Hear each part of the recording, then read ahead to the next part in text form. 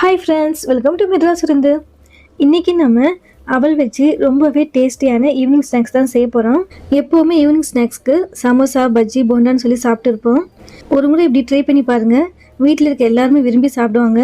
மேலே பார்த்தீங்கன்னா நல்லா மொறுமொறுன்னு கிறிஸ்பியாக இருக்கும். உள்ளே நல்லா சாஃப்டாக இருக்கும். சாப்பிட்றதுக்கு பார்த்தீங்கன்னா நல்லா மணமாகவும் சுவையாகவும் இருக்கும். அது மட்டும் இல்லாமல் 8லேருந்து 10 நாள் வரைக்கும் ஃப்ரிட்ஜில் ஸ்டோர் பண்ணலாம். அது எப்படி ஸ்டோர் பண்ணுறது நான் வீடியோ நடுவில் சொல்கிறேன். ஸோ ஸ்கிப் பண்ணாமல் பாருங்கள். சரிங்க ஃப்ரெண்ட்ஸ், இந்த ரெசிபி எப்படி பண்ணுறதுன்னு வீடியோக்குள்ளே போய் பார்க்கலாம். நான் 1 கப் அளவுக்கு வெள்ளை அவல் எடுத்துருக்கேன். அவல் முழுகிற அளவுக்கு தண்ணீர் சேர்த்துக்கோங்க. இப்போ இந்த அவல் நல்லா சுத்தமாக வாஷ் பண்ணிவிட்டு தண்ணி வடிகட்டிடுங்க.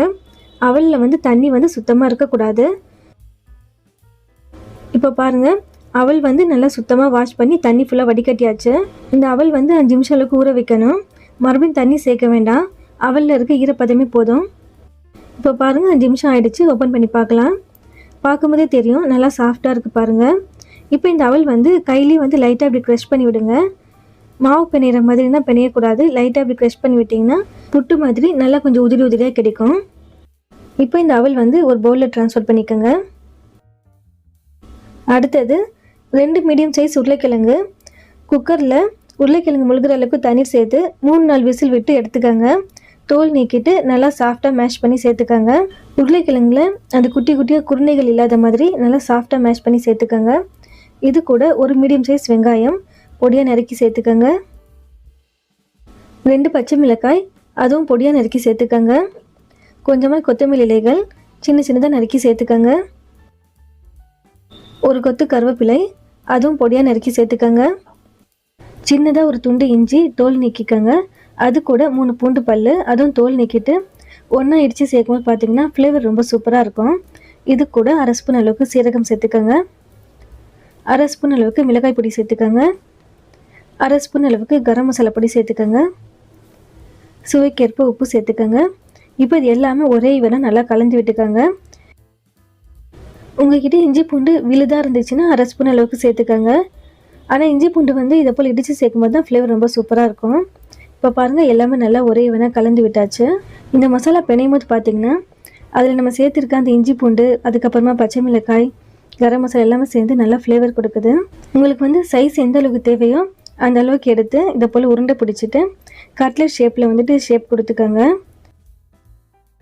இது மாதிரி உள்ளங்கைக்கு நடுவில் வச்சு நல்லா இப்படி அழுத்தம் கொடுத்து கிராக்னா இல்லாத மாதிரி நல்லா ஷேப் கொடுத்துக்கோங்க. இந்த அவல் மசாலா உங்களுக்கு கொஞ்சம் ட்ரையாக இருக்க மாதிரி இருந்துச்சுன்னா லைட்டாக தண்ணி தெளித்து விட்டு பிணைஞ்சிக்கோங்க. ரொம்ப தண்ணி தெளிச்சிடக்கூடாது. அதுக்கப்புறமா எண்ணெயில் போட்டிங்கன்னா பிரிஞ்சிடும்.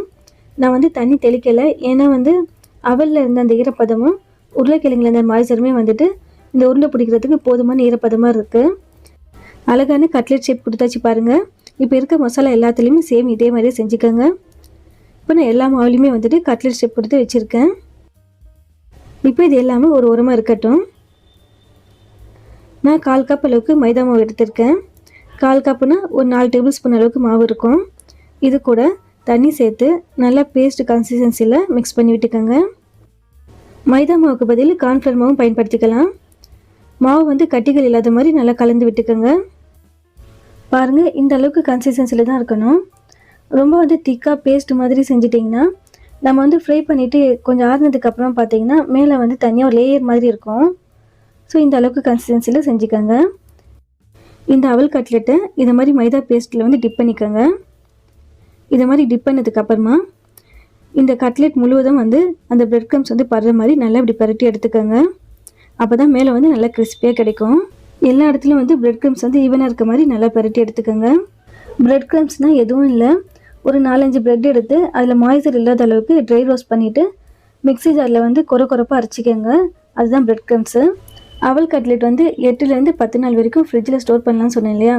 இது மாதிரி பிரெட் க்ரம்ஸில் கோட்டிங் கொடுத்ததுக்கப்புறமா டைட்டான ஏர் கண்டெய்னர் பாக்ஸில், அப்படி இல்லைன்னா டைட்டான ஜிப்லாக் கவர்லையும் ஸ்டோர் பண்ணிவிட்டு ஃப்ரிட்ஜில் நார்மல் செக்ஷனில் 1 நாள் ஸ்டோர் பண்ணலாம். நீங்கள் ஃப்ரை பண்ணுறதுக்கு 15 நிமிஷத்துக்கு முன்னாடி வெளியில் எடுத்து வச்சிட்டிங்கன்னா ரூம் டெம்பரேச்சருக்கு மாறிடும். அப்போ ஃப்ரை பண்ணிக்கலாம்.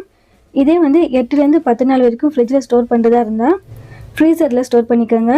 நீங்கள் ஃப்ரை பண்ணுறதுக்கு 1 நாளுக்கு முன்னாடி ஃப்ரீசர்லேருந்து எடுத்துகிட்டு நார்மல் செக்ஷனில் வைக்கணும். அதுக்கப்புறமா தான் நீங்கள் ஃப்ரை பண்ணும்போது ஒரு 15 நிமிஷத்துக்கு முன்னாடி ரூம் டெம்பரேச்சருக்கு மாற்றிக்கணும். நீங்கள் டேரெக்டாக வந்து ஃப்ரீசரில் இருந்துட்டு ரூம் டெம்பரேச்சருக்கு மாற்றினீங்கன்னா ஒரு மாதிரி சொதப்பாகிடும். இப்போ ஃப்ரை பண்ணிக்கலாம். எண்ணெய் சூடானதுக்கப்புறமா ஸ்டவ் மீடியம் ஃப்ளேமில் வச்சு ஒன்று ஒன்றா சேர்த்துக்கோங்க. எண்ணெய் வந்து ரொம்ப சூடாக இருக்கக்கூடாது. ரொம்ப சூடாக இருந்தால் மேலே அந்த கோட்டிங் வந்து கரைஞ்ச மாதிரி ஆகிடும். சப்போஸ் எண்ணெய் வந்து ரொம்ப சூடாகிடுச்சுன்னா ஸ்டவ் ஆஃப் பண்ணிவிடுங்க. கொஞ்சம் கூலானதுக்கப்புறமா மறுபடியும் ஸ்டவ் ஆன் பண்ணிவிட்டு ஃப்ரை பண்ணிக்கோங்க. அவல் கட்லெட் வந்து எண்ணெயில் போட்ட உடனே வந்து கரண்ட் யூஸ் பண்ணக்கூடாது. ஒரு 2 நிமிஷம் அளவுக்கு ஃப்ரை ஆனதுக்கப்புறமா திருப்பி போட்டுக்கோங்க. இப்போ பாருங்கள் 2 நிமிஷம் ஆகிடுச்சு. திருப்பி போட்டுக்கலாம். இப்போ பாருங்கள் நல்லா வந்து கோல்டன் ப்ரௌன் கலரில் ஃப்ரை ஆகிடுச்சு. மேலே பார்த்தீங்கன்னா நல்லா கிறிஸ்பியாக இருக்குது. இப்போ ஒன்று ஒன்றா எடுத்துடலாம். இஞ்சி பூண்டுனா வந்து இடித்து சேர்த்துருக்கனால பார்த்தீங்கன்னா நல்லா வாசம் வந்து கமகமன்னு இருக்குது. நல்லா கிறிஸ்பியாக ஃப்ரை ஆகிடுச்சு பாருங்கள். வீட்டில் ஃப்ரீயாக இருக்க டைமில் இதை போல் ப்ரிப்பேர் பண்ணிவிட்டு ஃப்ரிட்ஜில் ஸ்டோர் பண்ணிட்டிங்கன்னா வீட்டில் எல்லாருமே இருக்கும்போது டீ டைம் ஸ்நாக்ஸாக ஃப்ரை பண்ணி கொடுத்தீங்கன்னா ரொம்ப விரும்பி சாப்பிடுவாங்க. நல்லா வாசமாக முறுமுறுன்னு ரொம்ப சுவையாக இருக்கும்.